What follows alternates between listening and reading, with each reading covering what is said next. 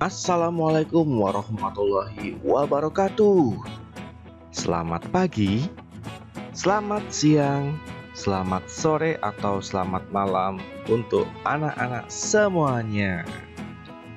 Apa kabar anak-anak hari ini? Semoga kita semua selalu dalam keadaan yang baik, sehat, dan tentunya bahagia.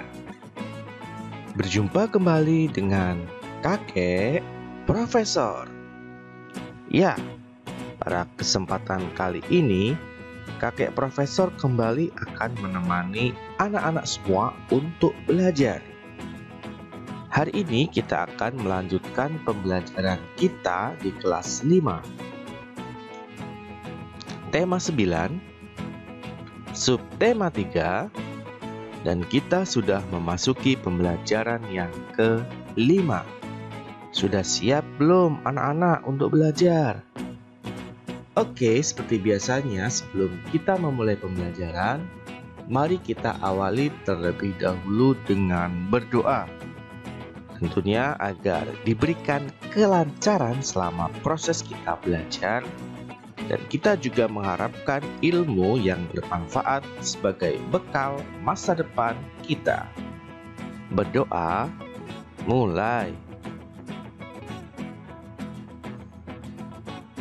Berdoa selesai. Nah, anak-anak, hari ini kita akan mempelajari tentang beberapa materi. Di antaranya, kita akan belajar tentang unsur iklan elektronik, baik itu televisi, radio, maupun internet.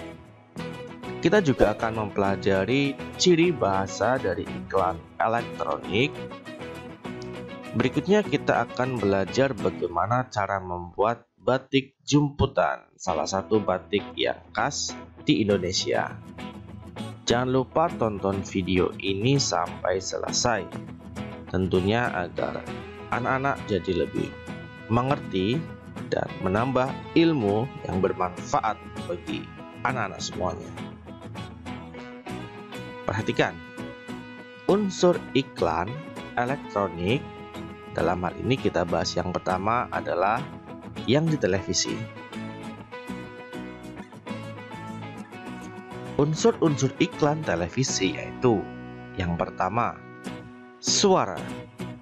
Suara dalam iklan televisi dapat berupa suara manusia, suara hewan, atau suara tumbuhan, musik, atau sekedar efek suara.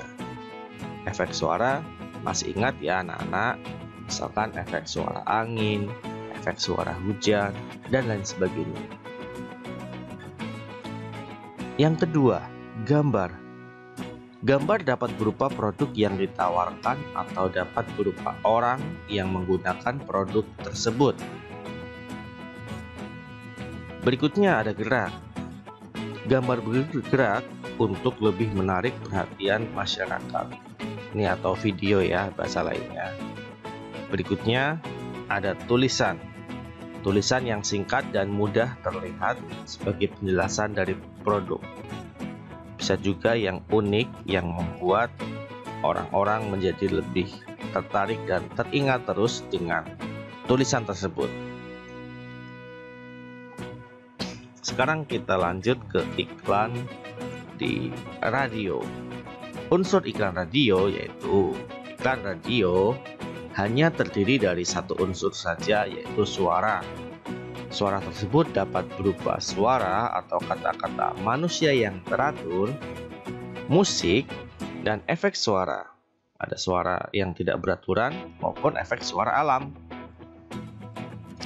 Berikutnya, unsur-unsur iklan internet. Ya, yang pertama ada suara, ada gambar, ada tulisan, dan juga gerak. Iklan di internet dapat berupa video yang memiliki unsur suara. Gambar dapat berupa produk yang ditawarkan atau orang yang menggunakan produk tersebut. Tulisan berupa tulisan yang singkat dan mudah terlihat atau mudah diingat sebagai penjelasan produk tersebut. Gerak baik gambar maupun tulisan dalam iklan internet, semuanya boleh dibilang bergerak. Gambar gerak dalam iklan di internet dapat berupa video ataupun animasi. Nah, kalau kita cermati, unsur iklan internet itu sama dengan unsur iklan yang ada di televisi, ya. Anak-anak pasti masih ingat kalau iklan-iklan yang ada di internet sekarang bukan menjadi hal yang asing, karena ketika anak-anak membuka gadget ataupun gawai, kalian semua akan melihat iklan yang ada di internet, baik itu yang ada di YouTube, yang ada di Instagram, sosial media lainnya. Nah, setelah mempelajari tentang unsur iklan media elektronik, sekarang kita akan belajar tentang ciri bahasa iklan elektronik. Ciri bahasa iklan elektronik sebenarnya tidak jauh berbeda dengan iklan di media cetak. Yang pertama ada komunikatif, ya. Artinya ketika iklan ini dilihat oleh orang, maka orang yang melihat serasa sedang berkomunikasi, sedang diberikan informasi oleh orang ataupun produk dari iklan tersebut. Berikutnya informatif, ya. Artinya kalau orang sedang melihat iklan tersebut, tentunya akan mendapatkan beberapa informasi yang terdapat dari iklan. Yang ketiga, mudah dimengerti dan diingat masyarakat, ya. Oleh karena itu, para tim kreatif dari pembuat produk itu pastinya akan mencari kata-kata yang unik, lucu, dan pastinya mudah diingat oleh orang. Berikutnya, menarik perhatian.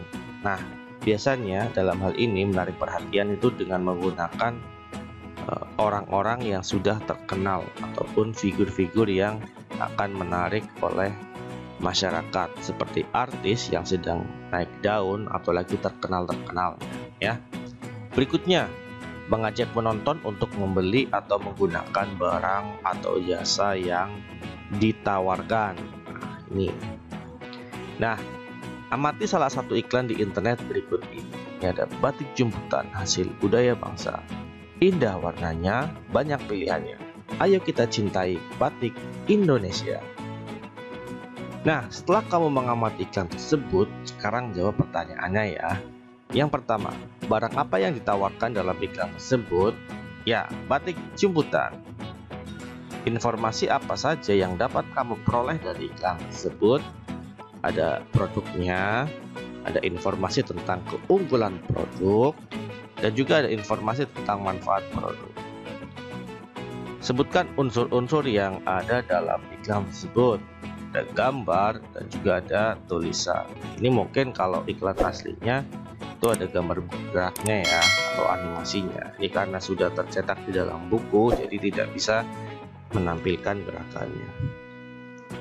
Jelaskan ciri-ciri bahasa dalam iklan tersebut. Ya, jelas tadi ada komunikatif, informatif, mudah dimengerti dan diingat masyarakat, menarik perhatian, dan mengajak penonton untuk membeli atau menggunakan barang atau jasa yang ditawarkan.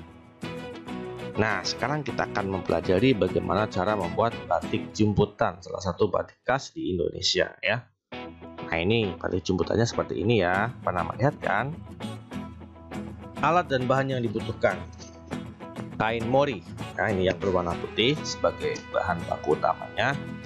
Berikutnya ada tali rafia, ada gunting, ada kelereng, ada pewarna kain. Ingat, ini pewarna khusus kain, ya. Terus ada panci, kompor, dan air. Nah, setelah kita mengetahui alat dan bahan, sekarang langkah-langkahnya adalah sebagai berikut. Masak air sesuai aturan pada pewarna kain. Terus kalau sudah, dimasukkan pewarnanya dan diaduk. Terus tutup kelereng dengan kain yang akan diberi motif, kemudian ikat dengan tali rafia. Susun kelereng sesuai dengan keinginan kamu sehingga membentuk pola bagian motif hias jemputan yang akan dibuat. Ini akan lebih baik kalau anak-anak membuat desain terlebih dahulu, ya. Jadi di kain yang akan kalian buat sebagai bahan batik, kamu tentukan dulu ukuran kainnya berapa. Terus kamu juga hias dengan pensil terlebih dahulu. bagian-bagian mana yang kira-kira akan ditutup dengan kelereng biar menghasilkan suatu motif yang bagus. Yang ketiga, basahi kain yang telah diberi hiasan ke dalam air dingin. Setelah itu masukkan kain ke dalam air yang telah diberi zat pewarna. Terus aduk hingga meresap kurang lebih 40 menit. Ingat, dalam memasukkan kelereng ini ikatannya harus kencang ya, biar tidak bocor ya, biar ada pembedanya. Terus kalau sudah, matikan kompor, diamkan sampai dingin. Setelah dingin, angkat dan cuci kain sampai air pencuci bening ya. Terus terakhir, kalau sudah, lepas ikatan kelereng dan jemur kain di tempat yang tidak terkena sinar matahari langsung. Ini gambarnya ya, ada alat dan bahannya. Ini kain putih, terus ada karet gelang, atau kalau tadi pakai raffia juga boleh, tergantung mana yang lebih mudah dan lebih kuat tentunya. Karena kalau karet gelang ini nalinya kurang kencang, dicelupin ke air panas bisa lepas ya. Terus kesumba atau pewarna, ada uang logam, ini bisa digunakan sebagai pengganti kelereng. Nah, ini ikatannya, perhatikan ya, ikatan dengan karet gelang jadinya seperti yang di kanan.